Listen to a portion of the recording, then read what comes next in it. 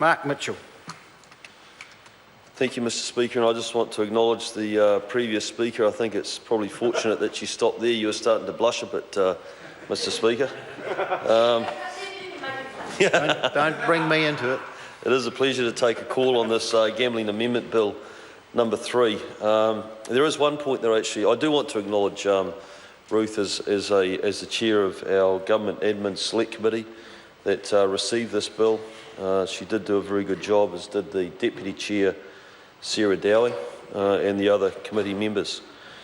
One thing that I do actually agree with is the fact that we're probably going to have to continue as a government or as a House of Representatives to have to come back and revisit and make changes and tweak this as time goes on, because just the sheer nature of what we're actually dealing with, and that is pokie machines that I can acknowledge can inflict some harm on people when they develop gambling addictions and issues around the addictive nature of things like pokie machines. I just wanted to address some of the issues that we did deal with this bill on the committee.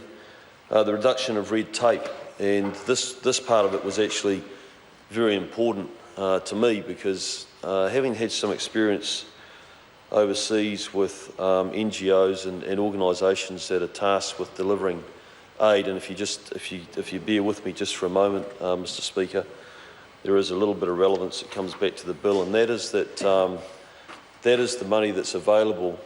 We should always be focused on making sure that it's dispersed and it gets to the people, the organisations, the charities that actually are going to benefit from it, and not actually get tied down in a whole lot of admin expense that is normally always the rationale and the excuses that are given around high admin expenses, of course, always relate to and come back to heavy compliance and red tape type issues.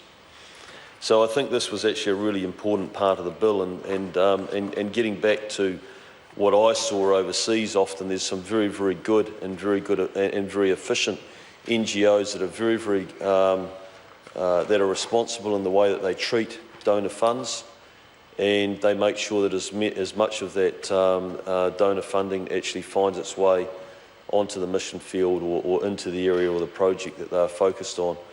But there's others, unfortunately, that can run with anything up to about 70 or 80% of that money being absorbed in admin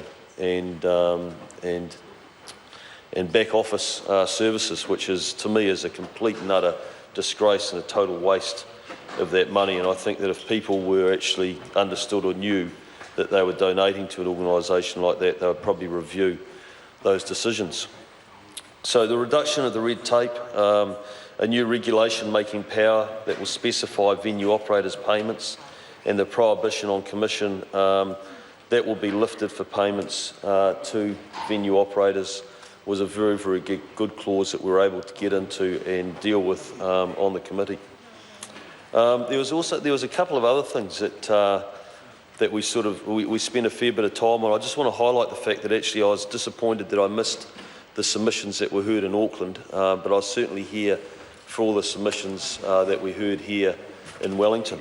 One of the things that we spoke about was defining or getting a better definition around key persons, which I think was really important, because we're in risk of actually trapping people that in actual fact weren't a key person. We recommended amending clause 4.2 by extending the exception provisions relating to a key person in the new section 4.1. In the bill as introduced, licensing trust board members and trustees of community trusts would be captured by the new definition of key person. This was unintentional, and the amendment we proposed did remedy it. What we proposed was that we also amended section 4.1 by removing the words "or who may reasonably be perceived to have that ability." We believe that a reasonable perception provision is unnecessary, as only those who could in fact exert undue influence on a key person needed to be captured. And I think that was a very important change that we made and recommended through the committee process. One thing that I actually found really interesting and fascinating, it comes back to the point that Ruth made earlier, is that we're going to continue to have to review and make changes, and that is the technology that's changing around the use of gambling machines. And one of the submitters made what I thought was a pretty compelling submission around the advancement and the development of facial recognition technology, to the point now where they're approaching very quickly to a place where they'll actually be able to attach, and the real issue around it at the moment is probably cost. So, but they can attach a facial recognition system onto an existing pokie machine, which means that someone with that's been identified at risk with the gambling will have to go through a facial recognition process, and they can be flagged up, they can be re-flagged as someone that is actually at risk. And I really like this because at the moment, the current system, and it works, but you're relying on the employees that are working in the premise to actually have to monitor it. And a system like this is going to actually relieve some of the stress and potential tension that can be created between someone with a gambling problem and the staff that are actually trying to manage and monitor it. So we're going to keep watching that. That's going to keep being developed. I'm sure they're going to come up with some cheaper options, and I think that it's probably not too far in the distant future that we will see this type of facial recognition system that can be implemented, which means, of course, we will have to come back here and pass some legislation in all likelihood to be able to do that. The pokies are important. I know that we discuss it a lot in this House. I know that there's strong feelings about it. I can tell you now that I'm very proud to be the patron of our Orewa Surf Lifesaving Club in my electorate of Orewa, and actually the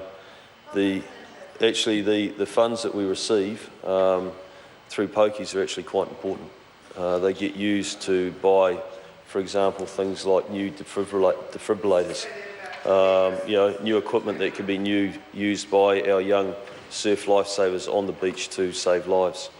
So I do want to highlight the fact that these funds are actually quite important, not just for organisations like surf lifesavers or surf clubs, but lots and lots of organisations and groups, sporting organisations in our communities.